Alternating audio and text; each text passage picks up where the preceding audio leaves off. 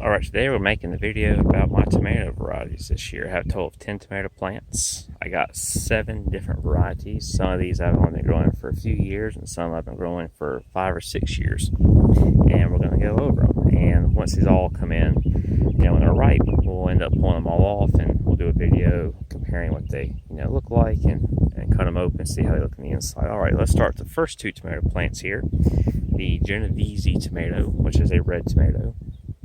A classic Italian heirloom tomato, popular for pasta sauce, tomato sauce, cooking in general, but you can use it as a slicer. It has more of a unique shape. It kind of curves up, so it doesn't. It's not like you have to take a couple slices out to get it kind of flat. But it's a flavorful tomato. It does fairly well, as you can see, based on how bushy my plants are and how tall they are. So yeah, it's a good tomato. I recommend growing it if you've never grown a classic heirloom tomato. They're definitely more flavorful than some of your hybrids are out there, and it's done fairly well. So yeah, recommend it. My next tomato over here is my Napa Chardonnay. We're gonna get a little closer on this one because I want you to see the vine on it. So this is a Napa Chardonnay. It's a cherry tomato. It kind of gets like a yellow tone to it, a light yellow, not a dark yellow. The skin on it is very thin. It's almost translucent thin, but it's one of the best tasting cherry tomatoes out there. It's the best tasting one I've ever had. I've been growing it for 2 years. I grew it last year, and it was excellent. So I gotta grow it again. I probably won't try another cherry tomato unless something crazy comes on the market, because this has just been a wonderful cherry tomato, Napa Chardonnay. The previous cherry tomatoes I've grown, or grape tomato, was the Atomic, which is crazy colorful. It's like purple and green and red and orange all at the same time. The skin on it's kind of thick and it's kind of dry, versus this one is thin skin, sweet and juicy, and it does excellent. And once that comes to ripen, you can just snip a vine off and it looks kind of cool. And yeah, so Napa Chardonnay, if you haven't grown it and you like cherry tomatoes, grow it. You won't be disappointed. These things have excellent sugar content. The next tomato over here, a little smaller guy here, green zebra. Now this year it's actually doing fairly well. I've been growing this I think since like 2016. It's obviously, by the name tells you, green zebra, green tomato. So it's green with green stripes, darker green stripes, and when it's ripe, it gets a yellow undertone, or like a gold undertone, like a glow to it. It's a small tomato, a small tomato, 3-4 ounces. Upper, maybe a little bigger, a little smaller, but very flavorful. Even people who are like, I don't really like tomatoes, kind of like this one. It has a sweet taste, low acid content, and normally it's pretty prone to disease, but this is my first year doing drip tape, which has made a huge difference for my tomatoes, and it's doing pretty well. It's actually loaded down with tomatoes this year, and I'm quite happy with it because, like I said, it's one of the best tasting tomatoes out there. Next tomato plant, a little bigger. Great white tomato, and as the name applies, well, it's a white tomato, and great is big. They can get to over 2 pounds. Most only weigh about a pound, but a big tomato, white. When it's ripe, it has kind of like a creamy yellow undertone to it. A very light yellow, still has that white color to it. Some people refer to it as a more fruity tasting tomato, which tomato is a fruit, but I mean by fruity like a pineapple guava mix. I don't agree.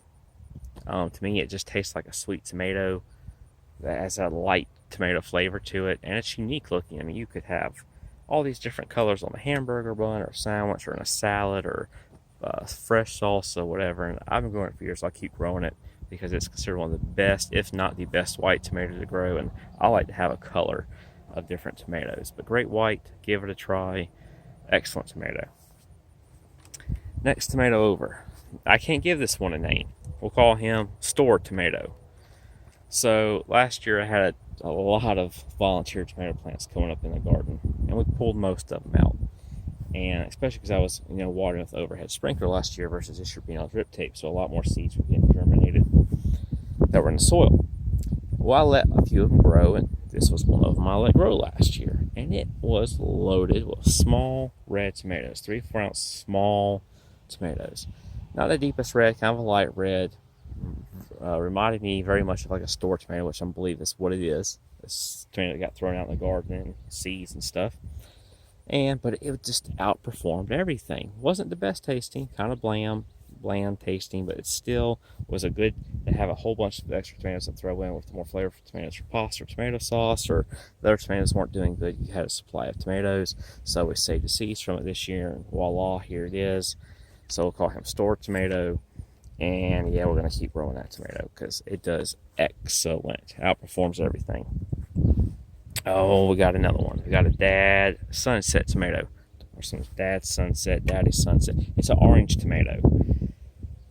Medium size orange tomato, low acid content, light flavor, kind of sweet, colorful. It's not doing the best this year, but I've been growing it for several years. And maybe I'll try a different orange tomato. I'm not sure, but it's pretty highly regarded, the Dad Sunset orange tomato. Now I have another tomato variety I'm not going to grow again. It's my second year growing it, and it's kind of disappointing. It's the Paul Robinson's tomato. Almost has like a cult-like following for some people. Really popular tomato. I don't know, it just doesn't work for my climate maybe. I'm not sure. Last year I was kind of disappointed. I was like, well, this is kind of overhyped. Like this, there's nothing special about this tomato. So I figured I'd give it a second try.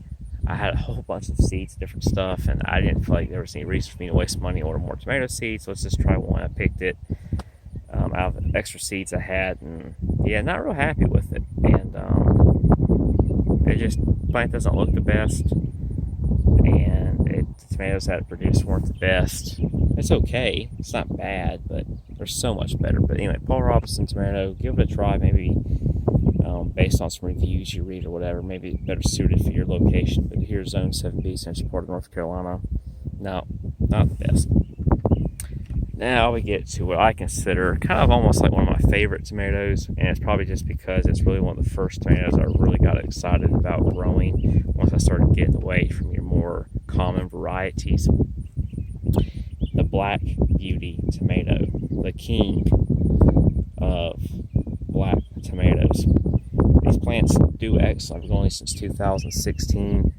They're always a vigorous plant most of the time. They produce well. They do take longer to ripen than any black tomato typically does, but they're wonderful. They have an excellent flavor, and when you cut them open, they have this dark, rich red color to them. It's almost like red mixed with some purple dark color. And let's see if we can't see one. Obviously, they're not ripe yet, but let's see if we can see the color of one here. And you see that black. Look at the stem out of the way. Got that black on top there, dark purple. And what'll end up happening is it'll keep getting larger. These are a good medium size tomato. They'll get to a decent size, and they'll continue to have that dark purple / black on top, and the bottom part where it's green will start to get a red undertone, a light to medium red undertone, and that's when they're ripe. But yeah, excellent tomato. If you've never grown a black variety, I'm not saying you have to grow Black Beauty, but if you have never grown any type of a black variety, grow one. They are flavorful tomatoes. Just try new stuff. I've been growing tomatoes since I was a little kid. I was 4 years old out in the garden with my dad, watering, fertilizing. So I have quite a bit of experience with them. I'll say the best thing I've ever done is drip tape. Tomatoes love being on drip tape, keeping that water all through the leaves except for rainfall, and not having an overhead sprinkler on them almost every other day.